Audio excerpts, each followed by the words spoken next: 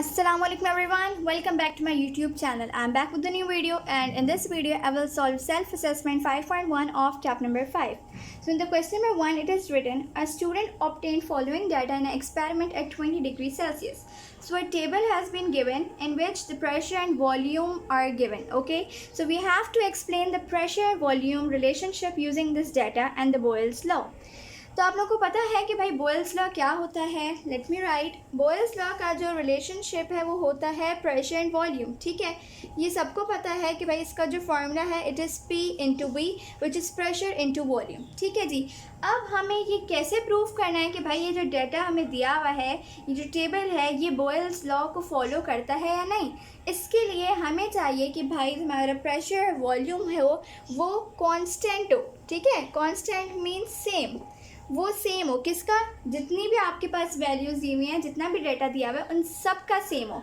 Like सबसे पहले आपके पास दिया हुआ है प्रेशर 0.350. ठीक है, for P1 we will just write it P1 and V1. सही है, तो आपके पास 0.350 है multiply by we have volume 0.707. ठीक है, now we will multiply, so we will get the answer. It is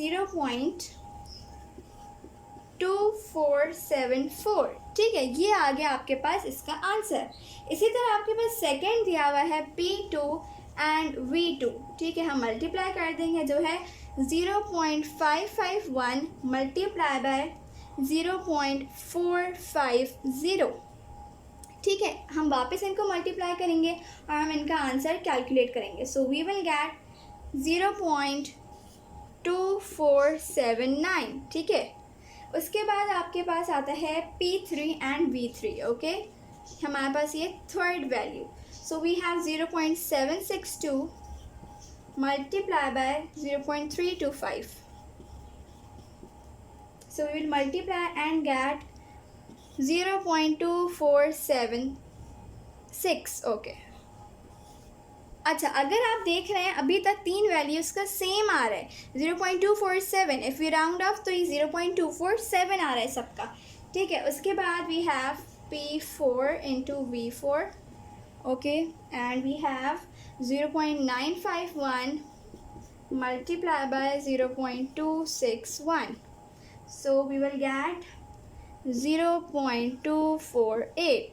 okay, then we have last P5 multiplied by V5 and it is 1.210 multiplied by 0.205. So we will get 0.248.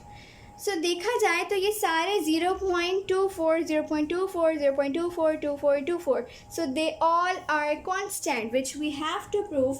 So in the last you will write, hence it is found that the product of P and V, ठीक है, the product of P and V in all the given cases it remains constant.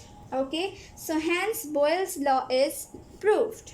ठीक है जी, simple ये है. अगर आप चाहें तो आप ये भी लिख सकते हैं एंड में कि भाई P1 V1 is equals to P2 V2 is equals to P3 V3. ठीक है, आप ऐसे करके भी पांचों को इक्वल्स टू करवा दें तो ठीक है. So this was the question number 1. So we will move towards question number 2.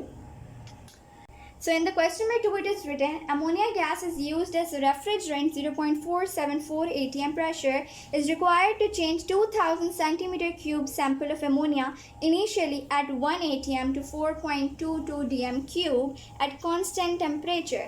अब आपके पास यहाँ पे हमारे पास जो इनिशियल वॉल्यूम दिया हुआ है वो है 2000 सेंटीमीटर क्यूब, जिसको आपको कन्वर्ट करना है फाइनल वॉल्यूम में which is 4.22 dm cube. Okay, इसी तरह आपके पास जो इनिशियल प्रेशर दिया है वो 1 atm है, जो आपके पास 0.474 हो जाता है.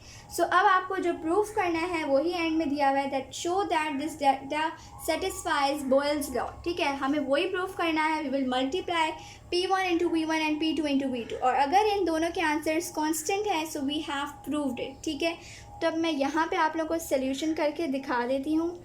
Okay ji, so now we will multiply P1 into V1 which is equals to 1 into 2000 centimeter cube. अच्छा, अब ये सेंटीमीटर क्यूब में और ये DM क्यूब में, इसलिए हम इस DM को मल्टीप्लाई करवा देंगे 100.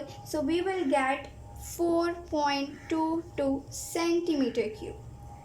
ठीक है 100, अच्छा हमने इसको मल्टीप्लाई करवा दिया, तो ये अब आपके पास हम इधर ही सेंटीमीटर क्यूब लिख देते हैं। सही है जी। अब आपके पास इसको हम जब कन्वर्ट करते हैं तो आता है 4220 सेंटीमीटर क्यूब। सही है। Now we have to multiply 1 into 1000 which is 2000। Okay, तो ये आपके पास आ गया एक। उसके बाद आपके पास है P2 into V2। तो भाई ये जब हम मल्टीप्लाई करवा रहे हैं विच इज़ 0.474 into 4, अच्छा हम इसके साथ मल्टीप्लाई करवाएंगे, इसके साथ नहीं, 4220, सो वी विल गेट 2000। ठीक है जी, हमें 2000 मिल गया। So we got this same constant, so we will write that P1V1, एक मिनट में PV लिख रही हूँ, P1V1 is equals to P2V2, hence proved that it satisfies the Boyle's law। ठीक है जी। सो यही थी आपकी self assessment 5.1। It was very easy. तो अब हम इंशाल्लाह सेल्फ असेसमेंट 5.2 करेंगे। तब तक के लिए मेरे यूट्यूब चैनल को सब्सक्राइब करें, मेरी वीडियोस को लाइक शेयर, इसके ऊपर कमेंट ज़रूर करें। Thank you for watching my video. अल्लाह हाफिज़।